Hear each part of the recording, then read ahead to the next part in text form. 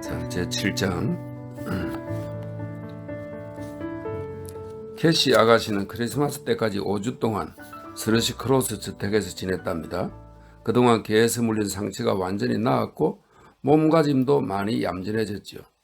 은쇼 부인은 틈이 날 때마다 자주 아가씨를 방문하여 고운 옷을 입히고 칭찬을 함으로써 아가씨로 하여금 자존심을 갖게 해서 새 사람으로 바꾸려는 계획에 착수했답니다.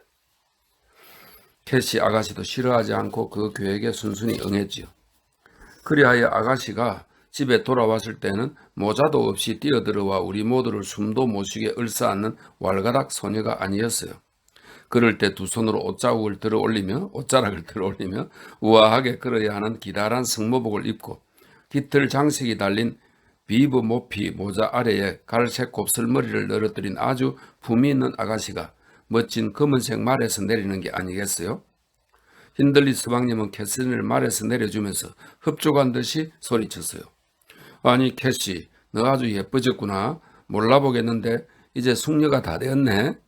이사벨라 린턴과는 비교도 안 되겠어. 그렇지 프랜시스? 이사벨라는 타고난 바탕이 없는걸요. 그의 아내가 대답했어요. 하지만 아가씨도 이곳에서 다시 흐트러지는 일이 없도록 조심해야 해요. 엘렌, 캐슬린 아가씨가 승마봉을 벗는 걸 좀 도와줘. 잠깐만, 아가씨 머리가 흥크러지겠어요. 내가 모자끈을 풀어줄게요. 이거 엘렌이 내나 이 이야기하는 사람입니다. 그때는 이 집에 있었잖아요. 제가 승마복을 벗기자 속에 입은 옷이 드러났는데 격자 무늬의 멋진 실크 드레스와 흰색 바지, 반들반들한 구두가 눈이 부실 지경이었어요. 개들이 반가워하며 뛰어왔을 때 캐시는 눈을 반짝이며 기뻐했지만 예쁜 옷이 더러워질까봐 손도 대지 않았지요. 캐슬린 나가서는 저한테 살짝 입을 맞추고 이거 갈로로 쳐놓고 그때 저는 크리스마스 케이크를 만들고 있던 중이라 온몸에 밀가루를 뒤집어 쓰고 있어서 끼안을 수가 없었을 거예요. 이렇게 살짝 입을 맞추고 히스클리프를 찾아 두리번거렸어요.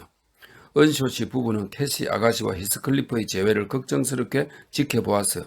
그 모습을 보면 둘을 떼어놓을 수 있을지 없을지를 판단할 수 있을 거라 여겼죠. 처음에는 히스클리프가 눈에 띄지 않았어요. 캐슬린 아가씨가 집을 비우기 전에도 히스클리프는 자신의 외모에 무관심했고 다른 사람들도 그를 돌봐주지 않았지만 캐슬린 아가씨가 없는 동안에는 10배나 더 그랬답니다. 더러운 아이라고 나무라며 일주일에 한 번은 몸을 씻으라고 말하는 친절을 베푼 사람도 저 이외에는 아무도 없었어요. 게다가 그 나이 또래 아이들은 천성적으로 비누와 물을 별로 좋아하지 않잖아요. 이거 씻는 걸 싫어하는 거야, 아이들은. 그래서 진흙과 먼지 투성이가 된 채로 석 달 동안 입은 옷과 빗지 않은 숨 많은 머리카락을 말할 것도 없고 얼굴과 손이 끔찍할 정도로 더러웠지요. 헝클어진 머리로 나타날 줄 알았던 제 짝이 너무도 아름답고 우아한 아가씨가 되어 돌아온 걸 보았으나 그가 긴 의자 뒤로 숨어버린 것도 돌아온 걸 보았으니 그가 긴 의자 뒤로 숨어버린 것도 무리는 아니었죠. 히스클리프는 집에 없어? 캐슬린 아가씨가 장갑을 벗으며 말했어요. 아가씨의 손가락은 실내에서 아무 일도 하지 않고 지낸 덕에 놀랍도록 새하얘져 있었어요. 히스클리프 나와도 좋다. 힌들리 스방님이 외쳤어요.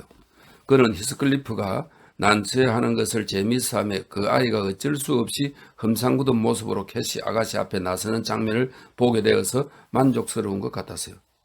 다른 하인들처럼 너도 나와서 캐슬린 아가씨에게 인사드려야지.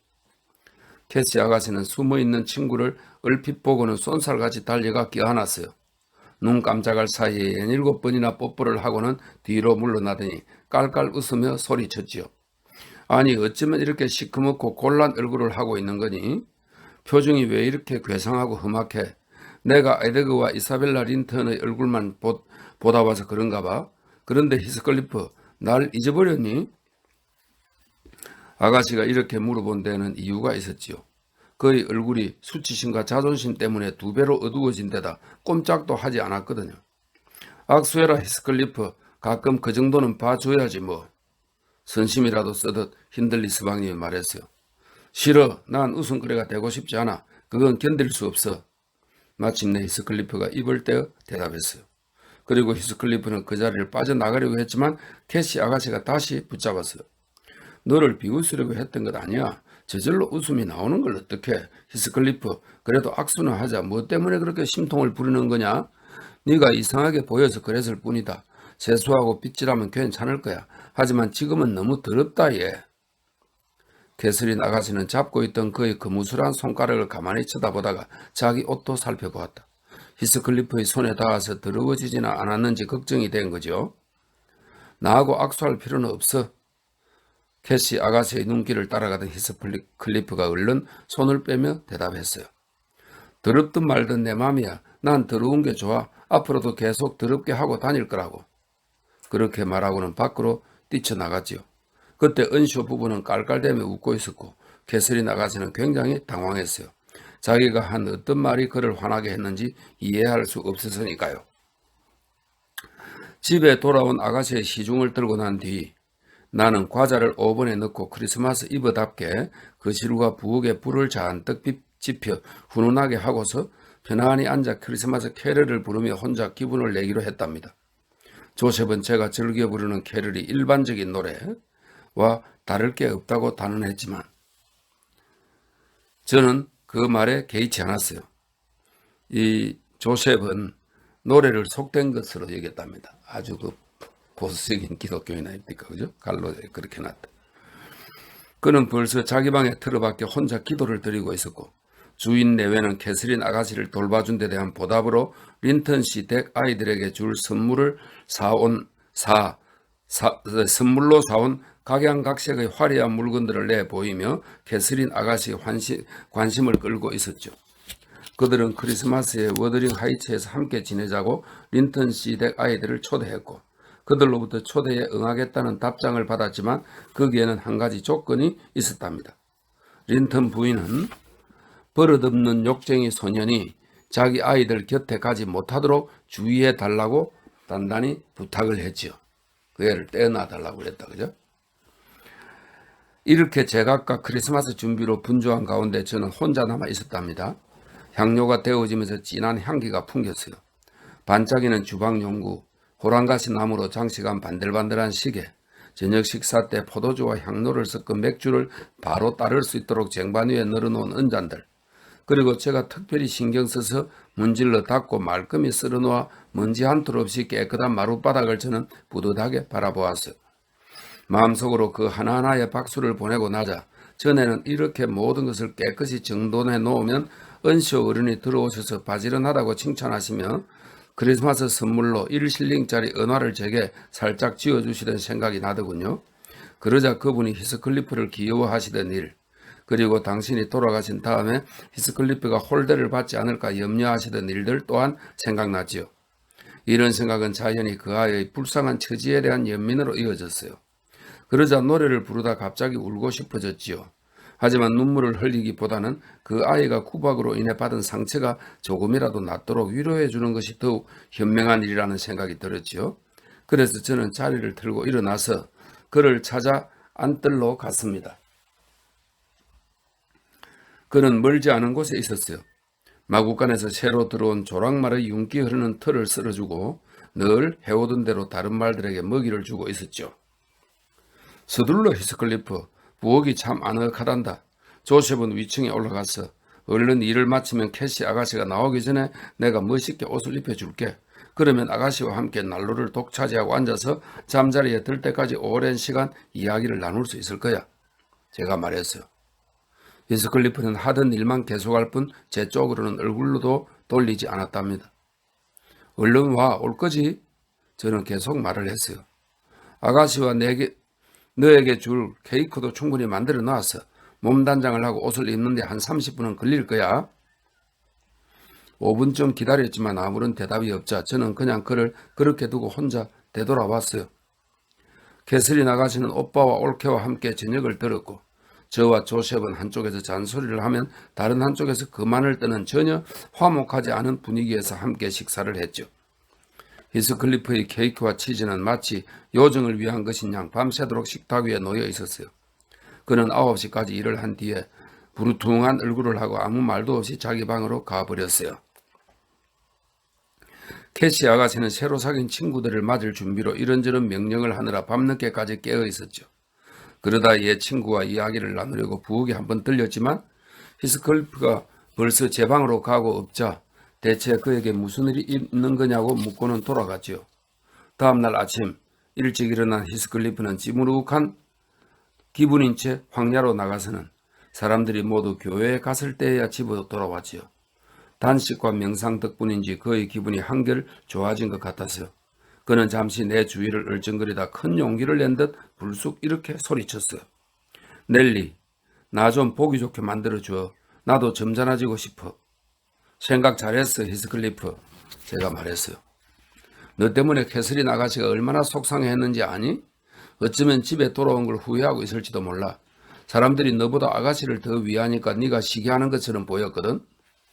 그는 캐서린 아가씨를 시기한다는 말은 이해하지 못했지만 그녀를 속상하게 한다는 말은 분명히 이해할 수 있었지요.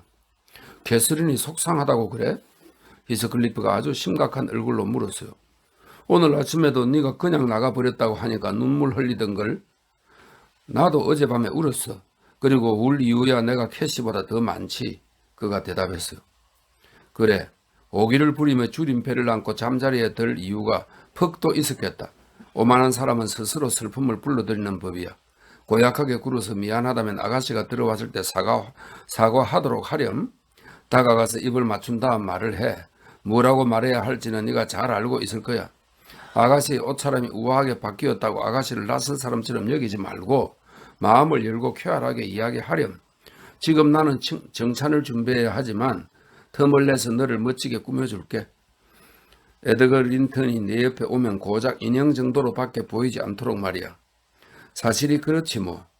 내가 에드거보다 나이는 어리지만 틀림없이 키도 더 크고 어깨도 2배로 넓을 거야. 에드거쯤은 한 방에 쓰러뜨릴 수 있을 텐데 뭘 그렇게 생각하지 않니? 히스클리프의 얼굴이 순간 밝아졌다가 이내 다시 어두워지더니 한숨을 쉬면서 이렇게 말하더군요. 하지만 넬리, 내가 그 녀석을 20번쯤 때려 눕혔다 해도 그 녀석이 덜 멋있어지고 내가 더 멋있어지는 것은 아니겠지. 나도 머리가 금발이고 살길이 휘었으면 좋겠어. 그리고 그 녀석처럼 옷도 잘 입고 행실도 점잖고 부자가 될 수 있다면 얼마나 좋을까. 글피다면 엄마를 외쳐대고 촌놈이 주먹을 쳐들기만 해도 벌벌 떨고 소나이가 온다고 하루 종일 집에 처박혀 있고 싶다 이거지? 히스클리프, 왜 이렇게 자신이 없는 거야? 자, 거울 앞으로 와봐. 네가 어떤 모습으로 바뀔 수 있는지 보여줄게. 내 두 눈 사이에 있는 두 눈의 주름살, 아치 모양처럼 가운데 부분이 올라가지 않고 내려와 있는 저 짙은 눈썹, 한 쌍의 검은 악마같이 깊이 파묻힌 채 당당하게 창문을 열지 않고 악마의 첩자처럼 어마어마하게 숨어서 번쩍이는 두 눈이 보이니? 시무룩한 주름살을 활짝 펴고 눈꺼풀을 솔직하게 뜨고 악마 같은 두 눈을 자신있고 순수한 천사의 눈으로 바꾸어봐. 어떤 것도 의심하지 않고 누구든 적이라는 게 분명하지 않는 한 친구라고 생각하는 그런 눈 말이야. 발길에 차이는 것을 당연히 여기면서도 그렇게 당한 것 때문에 발로 찬 사람뿐 아니라 세상 사람 모두를 미워하는 사나운 똥개 같은 표정은 이제 짓지 말도록 해. 그러니까 결국 에드거 린턴의 크다란 푸른 눈과 번듯한 이마를 바라야 한다는 거지. 그네. 나도 그러고 싶지만 바란다고 해서 그렇게 되는 건 아니잖아. 이 사람아, 아무리 얼굴이 새까맣더라도 좋은 마음을 가지면 얼굴도 보기 좋게 변하는 거야. 그리고 마음을 나쁘게 쓰면 아무리 예쁜 얼굴도 미운 얼굴보다 더 흉측하게 변하지.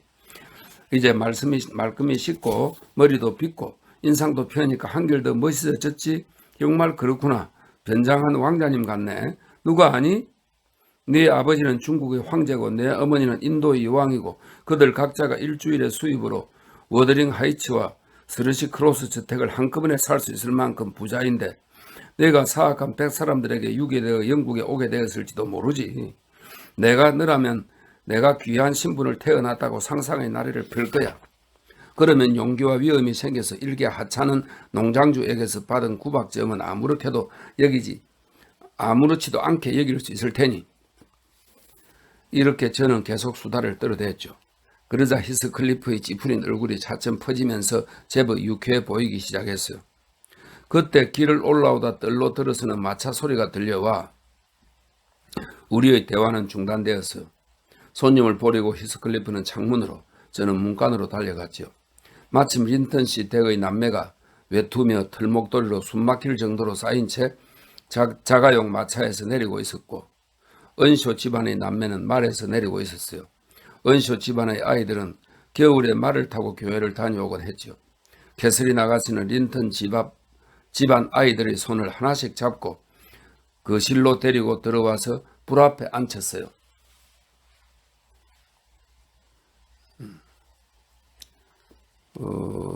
두 아이의 흰 얼굴이 곧 발그레해졌지요. 저는 히스클리프에게 얼른 나가서 유쾌해진 네 얼굴을 보여주라고 재촉했고, 그는 선선히 내 말을 따르더군요. 그런데 재수없게도 그가 부엌 쪽으로 문을 열었을 때 힌들리 서방님이 그 문의 반대편에서 들어오고 있었던 거예요. 그래서 둘은 정면으로 마주쳤어요. 힌들리 서방님은 히스클리프가 말쑥하고 쾌활해진 것이 못마땅해서였는지, 아니면 린턴 부인과의 약속을 성실히 지키려 했던 것인지 몰라도 그를 냅다 밀치고는 서럽 성을 내며 조셉에게 명령했어요. 이 녀석을 여기에 얼씬도 못하게 해 정찬이 끝날 때까지 다락방에 처박아 두라고. 이 녀석은 잠시만 혼자 내버려 둬도 파이를 먹어치우고 과일을 습격할 테니. 아니에요, 서방님. 저는 대꾸하지 않을 수 없었어요. 이 애는 어떤 것도 함부로 손대지 않을 거예요. 그리고 이 아이도 우리와 마찬가지로 맛난 음식을 먹어봐야 하지 않겠어요? 어두워지기 전에 아래층에서 다시 내 눈에 띄었다가 내 손맛을 보게 될 줄 알아. 꺼져 있던 애기도마. 어렵쇼? 멋을 부려보시겠다? 그 모양낸 머리채를 잡아채기 전에 얼른 꺼지지 못해? 확 당겨서 좀 더 길게 해줄까? 힌들리 서방님이 외쳤어요. 이미 충분히 긴걸요? 그때 문간에서 들여다보던 린턴 도련님이 말참견을 했어요. 머리가 저렇게 긴데도 두통이 안 생기나 몰라? 마치 망아지의 갈기가 눈을 덮고 있는 것 같아. 히스클리프에게 모욕을 주려고 한 말은 아니었지만 히스클리프의 격한 성격은 경쟁자로 여기며 미워하는 사람에게서 금방진 말을 듣고 참아낼 준비가 되어 있지 않았어요. 그는 맨 처음 손에 잡히는 대로 뜨거운 사과 소스가 담긴 그릇을 집어들어 린턴 도련님의 얼굴과 목에 정통으로 끼얹어 버렸어요.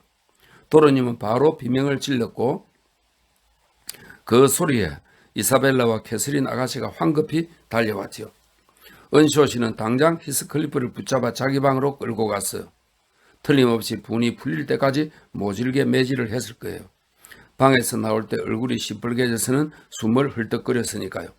저는 행주를 집어서 다소 심술궂게 에드거 도련님의 코와 입을 문지르며 쓸데없이 참견을 하니까 이런 일을 당하는 게 아니냐며 핀잔을 주었어요.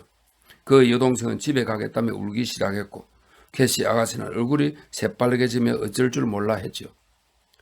그 애한테 말을 거는 게 아닌데 그래서. 그 애는 골이 났고 너희들 기분도 엉망이 되어버렸잖아. 게다가 그 애는 매질을 당할 거야. 난 그 애가 매 맞는 거 싫어. 식사도 못하겠어. 에드거 뭐하러 그 애에게 말을 걸으니? 캐서린 아가씨가 린턴 도련님을 나무랐어요.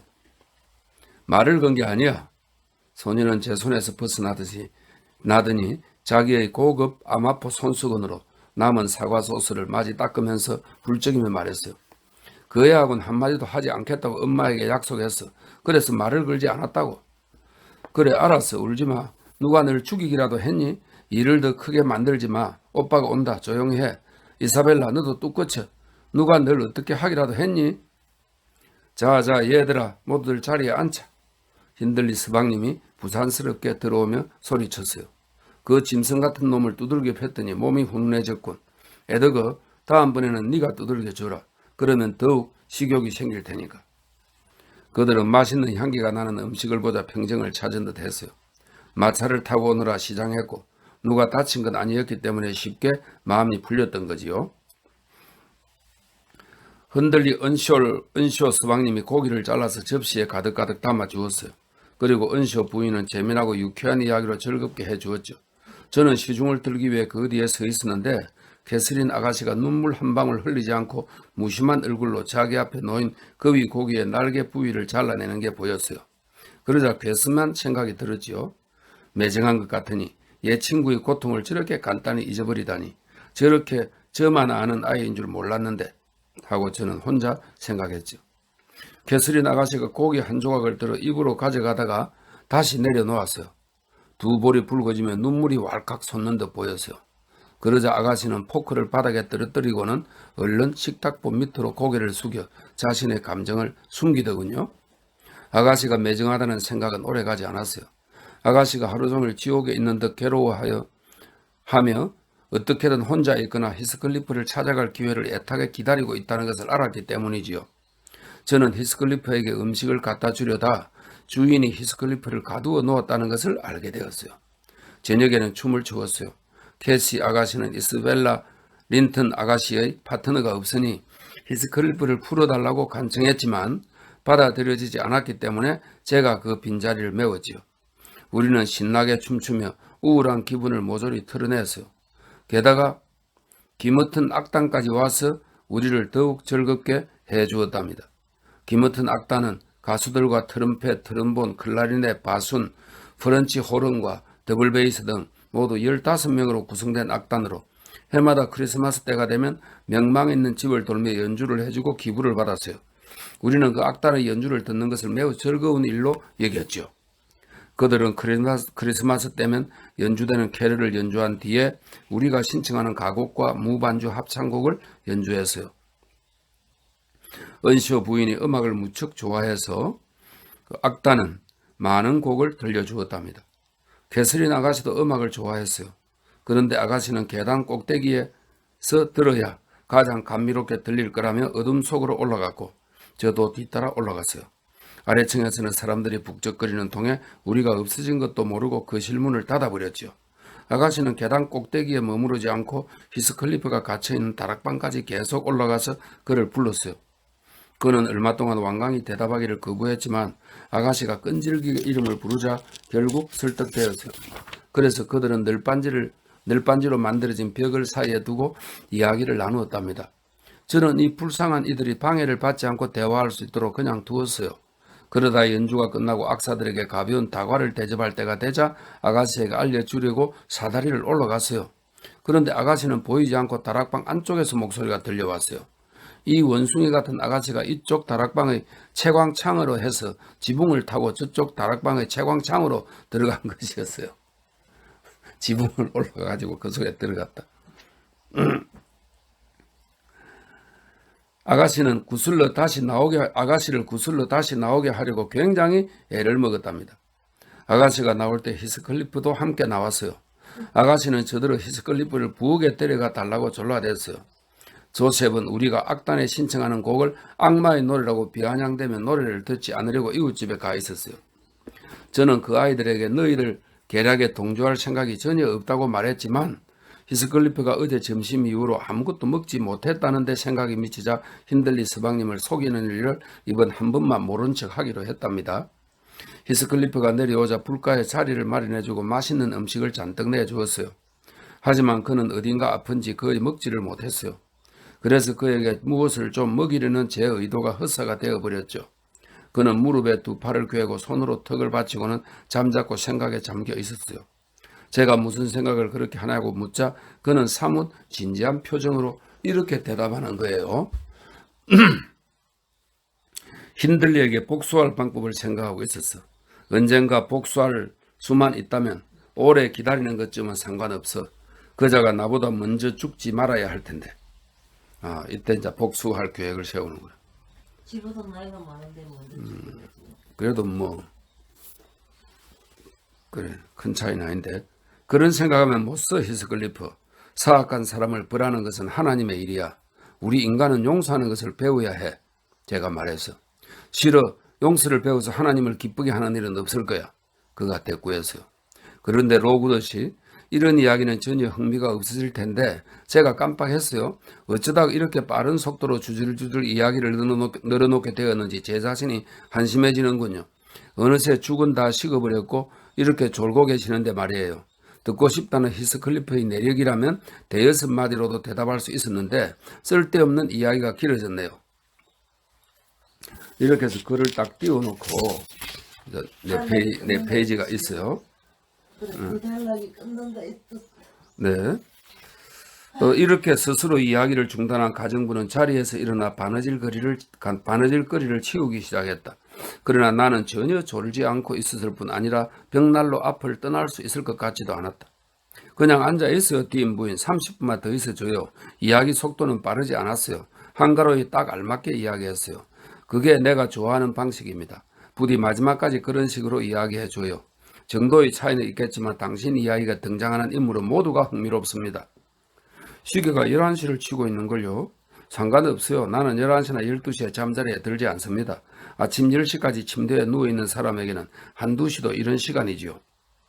10시까지 누워 계시면 안 되죠. 그 시각이면 이미 아침의 가장 좋은 때가 지나버리니까요. 10시까지 하루 일의 반을 해놓지 않은 사람은 나머지 반을 못하고 하루를 넘기게 되기 일쑤거든요. 어쨌든 디인 부인 다시 여기 앉아요. 내일은 오후까지 내리 잘 생각입니다. 이번 감기는 금방 낫지는 않을 것 같군요. 얼른 나으셔야죠. 그렇지 이야기를 계속 하더라도 한 3년쯤은 건너뛰어야겠어요. 그 3년 동안 은쇼 부인은 아니 안 돼요. 그러지 말아요. 이런 기분 알죠? 양탄자 위에서 어미 고양이가 새끼 고양이를 핥아주는 것을 혼자서 유심히 쳐다보고 있는데 어미 고양이가 한쪽 귀만 쏙 빼놓고 핥아주지 않을 때 느끼는 기분 말이에요. 몹시 나른한 기분이겠죠? 그와는 정반대로 성가실 정도로 정신이 예민한 것이지요. 지금 내 기분이 그래요. 그러니까 계속 자세하게 얘기해줘요. 그냥 일반 통나무집의 거미보다 지하 감옥의 거미가 그곳에 거주하는 사람들에게는 더 반갑고 가치있게 느껴지는 것처럼 나는 도시 사람들보다 이곳 사람들이 더 반갑고 소중하게 느껴집니다. 이렇게 이곳 사람들이 더 매력적으로 보이는 것이 바라보는 사람의 상황 때문만은 아닌 거예요. 이들이 도시 사람들보다 더욱 성실하고 더욱 자신답게 살아가고 있을 뿐 아니라 표피적인 변화와 외부의 하잘것없는 것에 신경을 덜 쓰기 때문이겠지요. 이런 데서는 평생 한 사람만을 사랑할 수도 있을 것 같습니다. 나는 어떠한 연애도 1년을 넘기지 못한다고 생각하는 사람이거든요. 한쪽은 배고픈 사람에게 한 가지 요리만 주어서 식욕을 온전히 그곳에 집중시켜 충분히 맛보게 하는 것이고 다른 한쪽은 프랑스 요리사들이 차려놓은 식탁에 앉히는 것과 같다고 할까요? 물론 여러 가지 요리를 다 맛보는 즐거움이 한 가지에 집중하는 것에 못지않겠죠. 하지만 그럴 경우 하나하나의 요리에 관심을 기울이고 기억할 수 있는 부분은 극히 작은 부분에 불과할 거예요. 이해가 참 재미있네요. 글쎄요. 이곳에 사는 사람들도 알고 보면 여느 사람들과 다르지 않답니다. 디인 부인은 다소 어리둥절한 표정을 지으며 말했다. 잠깐 친애하는 디인 부인. 그 주장이 틀리다는 걸 증명하는 명백한 첫 번째 증거가 바로 당신 자신인걸요. 대수롭지 않은 몇 가지 지방색을 제외하면 당신의 예법이나 거동, 말시에는 내가 당신 계층 사람들이 특징이라 여기왔던 표시가 전혀 없단 말입니다. 확실히 당신은 보통 하인들보다 더 많은 생각을 하며 살아온 것 같습니다. 어리석고 하찮은 것에 시간을 낭비할 일이 없어서 자연히 깊이 생각하는 능력을 기를 수 있었던 것 같은데 이 말에 디인 부인은 소리내어 웃었다. 물론 저는 제 자신을 착실하고 분별 있는 인간이라고 생각하고 있습니다만 그것이 산골에 살면서 몇 년이고 같은 얼굴들과 같은 행동만을 보았기 때문만은 아니랍니다. 모진 단련을 받아서 지혜를 배운 것이지요. 그리고 로우드 씨가 생각하는 것보다 책을 많이 읽어서겠지요. 아마 이 서재에서 뽑아들게 될 책 중에 제가 읽고 무언가를 얻어내지 않은 책은 없을 거예요. 그리스어와 라틴어, 프랑스어 책은 빼고 말입니다. 그래서 그리스어인지 라틴어인지는 구별할 줄 안답니다. 가난한 집 딸로서 그 이상을 바랄 수는 없겠지요.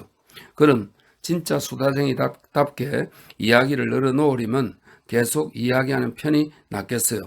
3년을 건너뛰는 대신 그 이듬해 여름인 1778년 여름으로 넘어갈게요.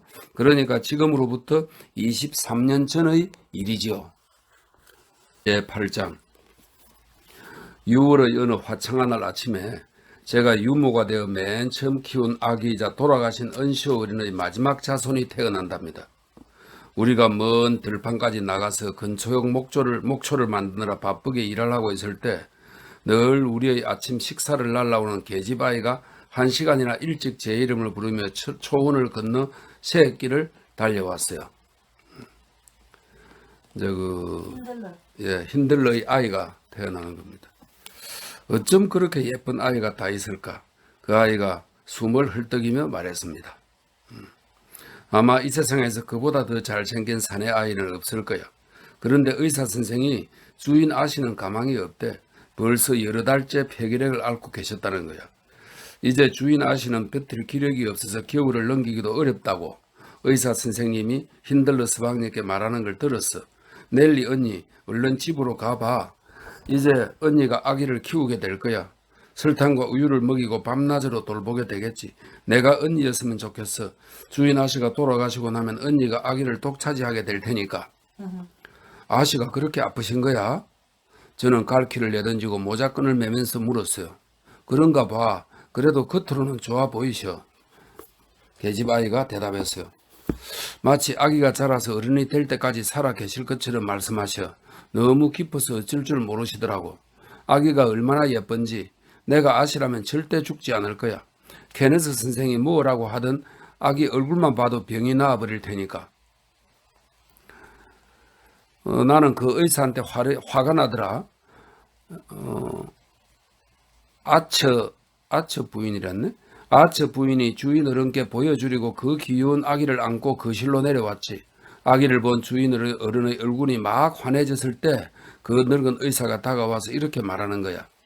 은쇼, 자네 부인이 여태 살아서 자네에게 아들을 남겨준 것만 해도 하늘이 도와주신 거라네. 나는 부인이 처음 여기 왔을 때부터 오래 살지 못한다는 걸 알았지. 안 됐네만 이번 겨울을 넘기지 못할 것 같네. 너무 상심하지 말게나. 어쩔 수 없는 일이니까.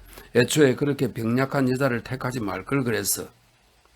그 말을 듣고 주인님이 뭐라고 하시든 제가 물었어요. 무언가 쌍소리를 하셨던 것 같아. 정신을 빼고 아기를 쳐다보느라 제대로 못 들었어. 그 계집애는 이렇게 말하고 나서 다시 기쁨에 들떠 아기의 모습을 묘사하기 시작했어요. 저도 그 계집애 못지않게 기뻐하며 아기를 보려고 서둘러 집으로 돌아왔지요. 물론 힌들리 서방님을 생각하면 몹시 슬펐지만요. 서방님의 마음에는 단 두 개의 우상, 아내와 자기 자신, 단 두 개의 우상이 놓일 자리만 있었어요. 그는 그 둘을 맹목적으로 사랑했고 아내를 무척 아꼈답니다. 그러니 그가 그 상실감을 어떻게 견뎌낼지 상상이 되지 않았어요. 우리가 워더링 하이츠에 도착했을 때 그는 현관 앞에 서 있더군요. 그 옆을 지나가면서 제가 아기는 어떠냐고 물었어요. 금방이라도 뛰어다닐 것 같아 넬리. 그가 싱긋 웃으며 대답했어요. 아씨는요? 제가 용기를 내어 물어보았어요. 의사가 그 망할 놈의 의사 힌들리 서방님은 얼굴을 붉히면서 제 말을 가로막았어요. 프랜시스는 아주 건강해. 다음 주 이맘때쯤이면 완전히 나을 거야. 2층에 가보려고 말을 하지 않겠다고 약속한다면 내가 올라가겠다고 그녀에게 전해주겠어? 내가 곁에 있으니까 도무지 입을 다물려고 하지 않아서 나와버렸거든. 가만히 안정을 취해야 한다고 케네스 선생이 당부했다고도 말해줘. 제가 이 말을 은쇼 부인에게 전하자 그녀는 들뜬 기분으로 쾌활하게 대답했어요. 엘렌, 나는 거의 한마디도 하지 않았는데 그이가 두 번이나 울면서 밖에 나가더라. 그래, 말하지 않겠다고 약속할게. 그렇게 전해줘. 그렇다고 그이를 놀리지 않겠다는 약속은 아니야. 가엾은 분이었죠. 죽기 일주일 전까지도 명랑한 기분을 잃지 않으려 했어요. 힌들리 서방님은 아시의 건강이 매일 좋아지고 있다고 고집스럽게 아니 맹렬하게 주장했죠. 케네스 선생이 그녀의 병세가 약도 소용없는 단계에 이르렀다고 말하며 더 이상 치료비를 낭비할 필요가 없을 것 같다고 일러주었을 때 그는 이렇게 대꾸했답니다. 필요 없다는 것은 알고 있어요. 집사람은 멀쩡하니까. 집사람도 더 이상 당신이 오는 걸 원치 않아요. 폐병에 걸린 게 아니에요. 열이 있었을 뿐이지. 이젠 열도 없어졌습니다. 맥박도 나만큼 느리게 뛰고 두 뺨의 열기도 식었으니까 다 나은 거죠. 힌들리 서방님은 아시에게도 같은 말을 했는데 아시는 그 말을 믿는 것처럼 보였어요. 하지만 어느 날 밤 아시는 남편 어깨에 기대어 내일은 일어날 수 있을 것 같다고 말하다 한바탕 기침을 했어요. 아주 가벼운 기침 발작이었죠. 힌들리 서방님은 아시를 안아서 일으켰고 아시는 서방님의 목에 팔을 둘렸지요. 그런데 그때 아시의 안색이 변하며 숨을 거두고 마셨답니다. 아시가 돌아가시고 나자 예상했던 대로 아기 헤어터는 온전히 내 손에 맡겨졌어요. 은쇼 씨는 아기 문제에 대해서는 아기가 건강하고 울지만 않으면 만족하셨어요. 그러나 당신 자신의 마음은 다잡지 못하고 극도의 절망에 빠지셨어요. 그의 슬픔은 울고불고 하는 따위의 것이 아니었어요. 울거나 기도를 하는 대신 욕설을 내뱉고 반항했지요. 신과 인간을 저주하며 무분별하고 방탕한 생활에 자신을 내던졌답니다. 하인들은 그의 난폭하고 고약한 행동을 오래 견디지 못하고 모두 떠나갔어요. 그래서 남은 하인은 조셉과 저뿐이었지요. 저는 제가 맡은 아이를 두고 떠날 만큼 모질지 못했어요. 게다가 저는 힌들리의 수양 누이였기 때문에 남들보다 더 쉽게 그의 행동을 용서할 수 있었지요. 조셉은 마치 소작인들과 일꾼들을 욱박지르기 위해 남아있는 것 같았어요. 사악함이 많은 곳에 거하면서 이를 꾸짖는 것이 자칭 그의 소명이었으니까요. 주인의 고약한 행실과 나쁜 친구들은 캐서린 아가씨와 히스클리프의 좋은 본보기가 되었답니다.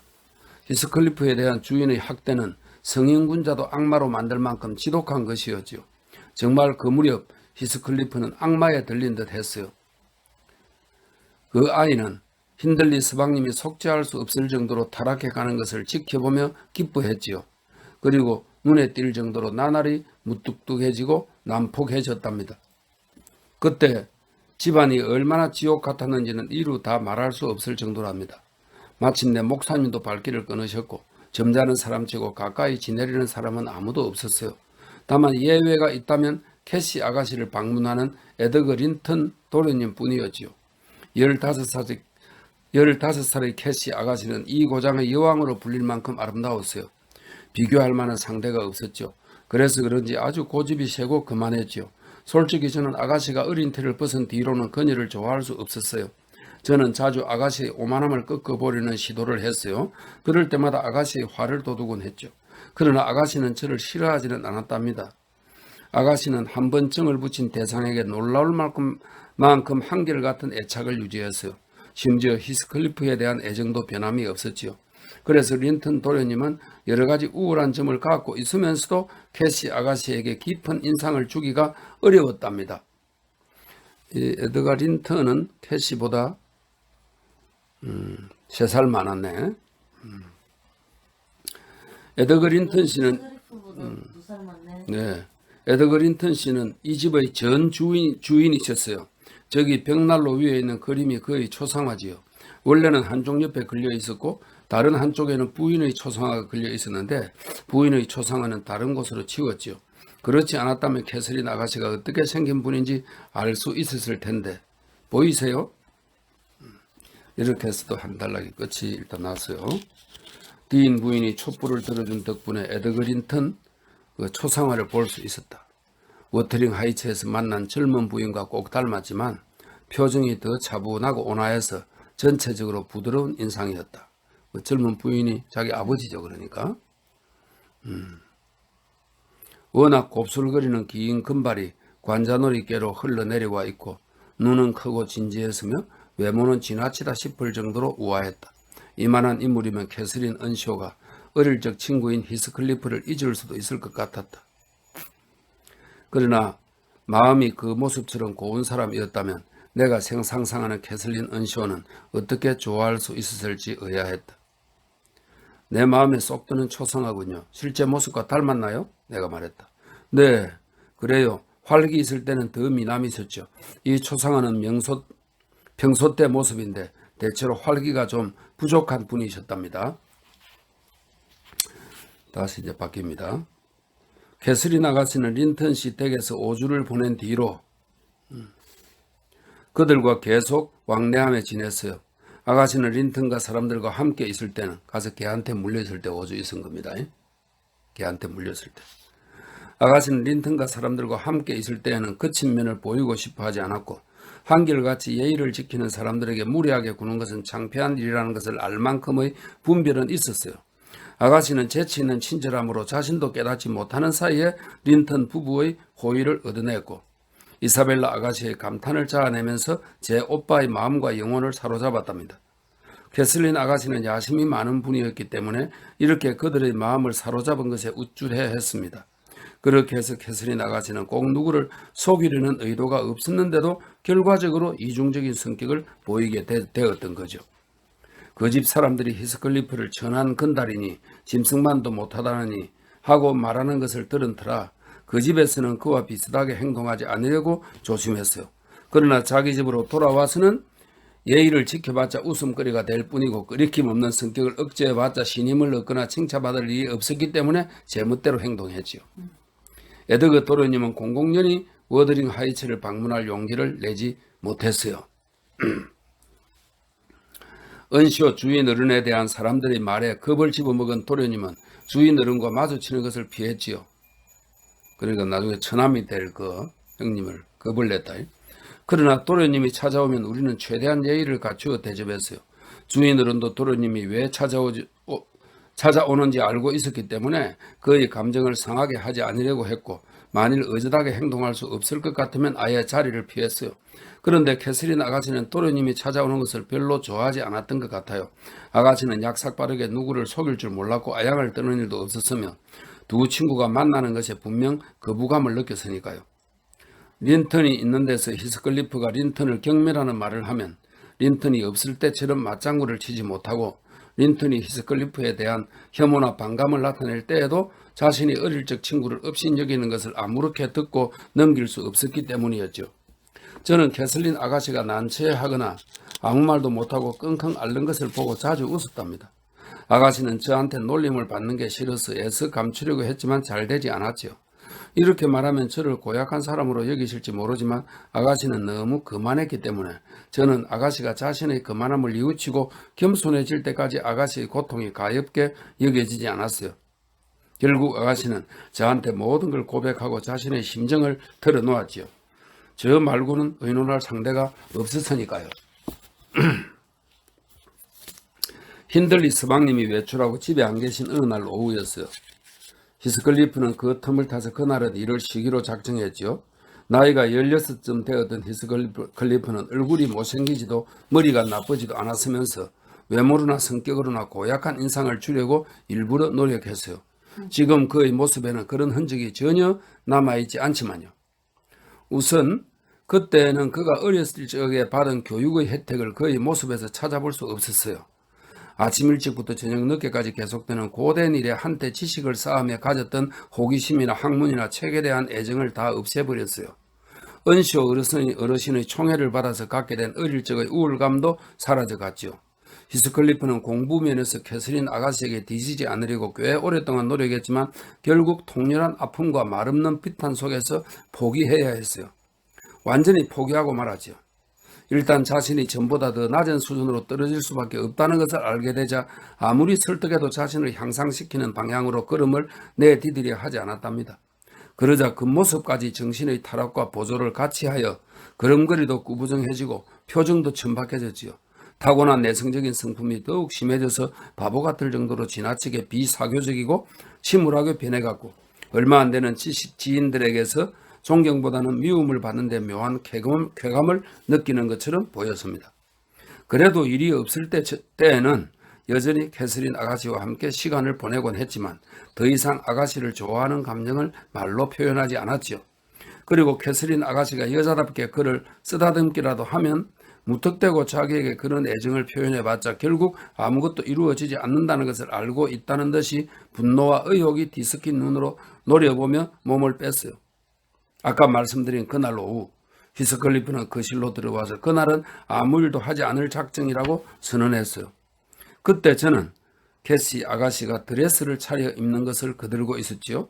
그녀는 히스클리프가 일을 쉬리라고는 짐작도 못했기 때문에 오빠가 없으니 그 실은 자기 차지라고 생각하고는 에드가 린턴에게 어찌어찌 그 사실을 알린 다음 그를 맞을 준비를 하고 있던 참이었어요. 캐시, 너 오늘 오후에 바쁘냐? 어디 가려고? 히스클리프가 물었어요. 아니, 비 오는데 뭘? 캐슬린 아가씨가 대답했어요. 그런데 실크 드레스는 왜 입는 거야? 누가 오는 건 아니겠지? 내가 알기론 안 오는데? 아가씨가 말을 더듬거렸어요. 그런데 너는 들에 있어야 하는 거 아니니, 히스클리프? 점심을 먹은 지도 1시간이 지났는데 난 나간 줄 알았지? 맙살스러운 힌들리가 늘 집에 붙어 있어서 자유로이 지낼 시간이 거의 없었잖아. 오늘은 그만 일하고 너와 함께 있을래? 어머, 그럼 조셉이 일러 봤을 텐데 일하러 가는 게 좋을 거야. 조셉은 페니스턴 절벽 저쪽에서 석회를 싣고 있어. 어두워서야 일이 끝날 테니 알 수 없을 거야. 그렇게 말하면서 그는 불 있는 대로 느긋하게 걸어가 앉았어요. 캐서린 아가씨는 미간을 찌푸리며 잠시 생각에 잠겼어요. 회방꾼이 나타날 것이라는 사실을 알릴 필요를 느낀 거죠. 이사벨라와 에드거 린턴이 오늘 오후에 온다고 했어. 짧은 침묵을 깨고 캐서린이 말했어요. 비가 와서 안 올 것 같긴 한데 올지도 몰라. 만약에 걔들이 오면 어떡하니? 네가 야단 맞을 일이 생길지도 모르잖아. 엘렌을 시켜서 다른 약속이 있다고 해, 캐시. 그는 고집을 부렸어요. 그 한심한 멍청이들 때문에 날 쫓아내지는 마. 정말이지 불평이 나오려 할 때가 한두 번이 아니었어. 그따위 것들하고 에이 그만두자. 걔네들이 어떻다는 거야? 캐서린 아가씨가 난처한 얼굴로 그를 노려보면서 소리쳤어요. 아이 참 넬리. 아가씨는 내 손에서 머리를 빼내면서 신경질적으로 외쳤어요. 그렇게 머리를 빗으면 컬이 다 풀리잖아. 됐어 그냥 둬. 히스클리프 넌 대체 뭘 불평하려는 거야? 별것 아니야. 하지만 저 벽에 걸려있는 달력을 보란 말이야. 그는 창문 옆에 걸린 틀에 넣은 종이장을 가리키며 말을 이었어요. 가입표로 표시된 날은 네가 저녁 시간을 린턴 남매와 함께 보낸 날이고 점으로 표시된 날은 나하고 있던 날이야. 알겠어? 내가 매일 표시해 두었지. 그래 아주 바보 같구나. 내가 그런데 신경이나 쓸 줄 알고? 캐서린 아가씨는 뾰로통하게 대꾸했어요. 그러는 게 무슨 의미가 있어? 적어도 내가 지켜보고 있다는 걸 보여주기 위해서지. 히스클리프가 말했어요. 내가 항상 너하고만 있어야 한단 말이야? 아가씨는 점점 더 화를 내고 다그쳤어요. 그럼 나한테 무슨 덕이 되는데? 나랑 같이 있으면 너 무슨 이야기를 하지? 나를 즐겁게 해주려고 무슨 이야기를 하든 무슨 짓을 하든 너는 벙어리나 어린애와 다름없다고. 넌 여태까지 내가 너무 말이 없다거나 나랑 같이 있기 싫다고 한 번도 말한 적이 없었잖아, 캐시. 히스클리프는 몹시 흥분하며 소리쳤어요. 아무것도 모르고 아무 말도 하지 않는 사람하고는 같이 있어나만 하지. 캐서린이 두들댔어요. 말이 별로 없었는가 봐. 히스클리프는 자신의 감정을 더 표현하려고 일어섰지만 그럴 시간이 없었어요. 판석 위를 지나오는 말밟고 소리가 들리더니 곧이어 조용히 노크를 하고 린턴 도련님이 들었었기 때문이죠. 그의 얼굴은 뜻밖의 초대를 받은 기쁨에 밝게 빛나고 있었어요. 한 명은 들어오고 다른 한 명은 나갔는데 그때 틀림없이 캐서린 아가씨는 두 친구의 차이를 느꼈을 거예요. 대조적인 그 모습은 마치 탄광지대의 황량한 언덕배기를 본 다음 아름답고 기름진 골짜기에 들어선 것과 같았죠. 게다가 에드거 도련님의 목소리와 인사말은 그의 모습만큼이나 히스클리프와 정반대였어요. 그는 듣기 좋은 목소리로 나직하게 말했고 발음은 록우드시의 발음과 비슷해서 이 지방 사람들보다 덜 거칠고 한결 부드러웠어요. 내가 너무 일찍 온 건가? 에드거 도련님은 저를 보더니 이렇게 말했어요. 저는 선반을 닫고 장식장의 한쪽 끝에 달린 서랍을 정리하고 있던 참이었어요. 아니야, 캐서린 아가씨가 대답했어요. 거기서 뭐 하는 거야, 넬리? 일하고 있어요, 아가씨. 제가 대답했죠. 힌들리 서방님께서 저한테 지시하기를 린턴 도련님이 혼자 방문하면 아가씨와 단둘이 있는 곳에 제3자로 항상 붙어 있으라고 하셨거든요. 응? 딱 자기 오빠가 힌들리 서방님이 지시를 했다네. 린턴 도련님이 혼자 방문하면 아가씨와 단둘이 못 있게 딱 옆에 있으라. 캐서린 아가씨는 제 뒤로 다가와서 신경질적으로 속삭였어요. 청소 도구 가지고 나가. 손님이 오셨는데 한여가 그 앞에 쓸고 닦으며 청소하는 건 예의가 아니야. 마침 서방님이 집에 안 계시니까 이 기회에 청소를 좀 하려고요. 서방님이 집에 계실 때 청소를 하면 수순을 피운다고 싫어하시거든요. 하지만 에드거 도련님은 봐주시겠죠? 저는 큰 소리로 대답했어요. 나 있는 데서 수순을 피우는 건 나도 싫어해. 캐서린 아가씨는 손님에게 대답할 틈을 주지 않으며 위압적으로 소리쳤어요. 히스클리프와 말다툼을 하고 난 뒤라 아직 마음을 진정시키지 못했던 거죠. 죄송하게 되었습니다, 캐서린 아가씨. 이렇게 대답하고 저는 부지런히 일을 계속했어요. 아가씨는 에드거 도련님은 볼 수 없을 거라 생각하고 제 손에서 행주를 낚아챈 다음 아주 심술궂게 제 팔을 지그시 비틀면서 꼬집더군요. 제가 아가씨를 좋아하지 않는다는 말은 아까도 했지만 저는 때때로 아가씨의 허영심을 꺾는 것을 즐겼답니다. 게다가 정말 아팠기 때문에 벌떡 일어나 아우성을 쳤지요. 아니 아가씨, 이거 너무 하시는 거 아니에요? 아가씨가 나를 꼬집을 권리는 없다고요. 더 이상 못 참겠어요. 난 네 몸에 손도 안 댔어, 이 거짓말쟁이. 아가씨는 다시 저를 꼬집으려고 손가락을 꼼지락거리며 귓볼까지 새빨개져서 저서는 분통을 터뜨리며 소리쳤어요.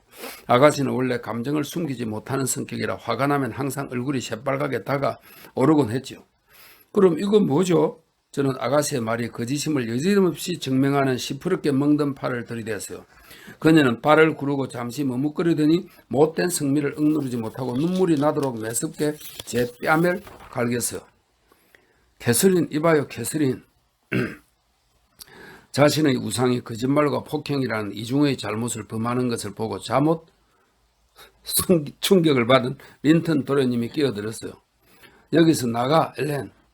아가씨는 온몸을 부들부들 떨며 반복해서 말렸어요. 늘 제 뒤를 쫄쫄 쫓아다니는 아기 헤어톤은 그때도 근처 바닥에 앉아 있었는데 제 눈물을 보자 울음을 터뜨렸어요. 그 아이가 흐느끼며 나쁜 캐시 고모라고 투틀대자 아가씨는 분노의 불길을 그 불쌍한 아이에게로 돌렸어요. 아기의 어깨를 움켜잡고 새파랗게 질릴 때까지 흔들어대지 뭐예요? 에드거 도련님은 아기를 구하려고 별 생각 없이 아가씨의 손을 붙잡았어요. 그러자 아가씨는 한쪽 손을 비틀어 뿌리치고는 놀란 그 소년의 뺨을 장난이라고 볼 수 없을 만큼 호되게 후려갈겼죠. 도련님은 깜짝 놀라며 뒤로 물러섰어요. 저는 헤어튼을 안고 부엌으로 갔지만 문은 그대로 열어두었어요. 두 사람이 이 난국을 어떻게 수습하는지 보고 싶었더니까요. 모욕당한 소녀는 파랗게 질린 제 입술을 떨면서 자기 모자를 놓아둔 곳으로 갔어요. 그렇지, 잘한다. 저는 혼자 중얼거렸어요. 어떤 일을 경고로 받아들이고 돌아가세요. 이번 일을 경고로 받아들이고 돌아가세요. 아가씨의 진면목을 알게 해주었으니 친절을 베푼 셈이군. 어디 가는 거야? 캐슨이 문간으로 다가서며 다그쳤어요. 그는 얼른 방향을 틀어 지나가려 했죠. 가면 안 돼. 아가씨가 힘주어 소리쳤어요. 가야 해, 가야겠어. 도련님이 가라앉은 목소리로 대답했죠. 안 돼, 아직은 안 돼. 에드거 링컨 자리에 앉아. 그런 기분으로 가버린다면 난 오늘 밤 내내 괴로울 거야. 너 때문에 괴로워하고 싶지 않아. 그녀는 문의 손잡이를 잡고 고집을 부렸어요. 네가 나를 때렸는데 어떻게 가지 않을 수 있겠어? 린턴 도련님이 불렀어요. 캐서린 아가씨는 아무 말도 못했어요. 나는 네가 무섭고 창피해졌어. 그가 계속 말했어요. 다시는 여기에 오지 않을 거야. 아가씨는 눈물을 글썽거리기 시작했고 눈꺼풀을 깜빡거렸어요. 넌 고의로 거짓말을 했어. 라고 그가 말했어요.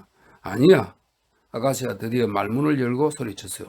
고의로 그런 건 아니라고. 갈 테면 가버려. 그럼 난 울 거야. 병이 나도록 울 거라고. 그는 의자 옆에 엎어져서 정말로 울기 시작했어요. 에드거 도련님은 결심을 굽히지 않고 안뜰까지 갔지만 거기서 머뭇거리더군요. 저는 그를 재촉하기로 결심했어요. 도련님, 아가씨는 지도키도 제멋대로예요. 어느 버릇없는 아이보다 더 고약하게 굴지요. 말을 타고 돌아가시는 게 좋을 거예요. 그러지 않으면 아프다느니 하면서 우리를 속상하게 할 테니까요. 하고 제가 외쳤어요. 그 마음 착한 약한 청년은 견눈으로 창문 안쪽을 들여다보더군요. 고양이가 반쯤 죽여놓은 생쥐나 반쯤 먹다만 새를 그냥 내버리고 가지 못하는 것처럼 그도 그냥 떠나기가 어려운 모양이었어요. 아, 저 애를 구하는 것은 불가능하겠어. 운명은 정해졌군. 파멸의 수렁으로 뛰어들고 있어. 하고 저는 생각했어요. 과연 그랬어요. 그는 획 돌아서더니 급히 집 안으로 들어가서 문을 닫았어요. 그러고 나서 얼마 있다가 힌들리 서방님이 인사불성으로 취해서 돌아왔으니 언제 집안을 쑥대밭으로 만들지 모른다고 알려주러 들어가 보니 두 사람은 다툼으로 인해 오히려 사이가 더 가까워졌더군요. 이번 일이 소년소녀다운 수줍음의 벽을 허물어 친구라는 가면을 벗고 서로 사랑을 고백할 수 있게 해주었던 것이죠. 힌들리 서방님이 돌아왔다는 말을 듣자 린턴 도련님은 서둘러 말을 메어놓은 곳으로 갔고 캐서린 아가씨는 자기 방으로 갔지요. 저는 아기 헤어튼을 숨기고 서방님의 사냥총에서 총알을 뽑아 놓아야 했지요. 그분은 미친 듯이 흥분하면 사냥총을 갖고 노는 것을 좋아해서 신경에 거슬리거나 심지어는 지나치게 주의를 끄는 사람이라도 있으면 누구에게라도 총을 쏠 것 같았거든요. 그래서 서방님이 급기야 총을 쏘는 지경에 이르더라도 피해가 없도록 총알을 뽑아 버리기로 한 것이지요.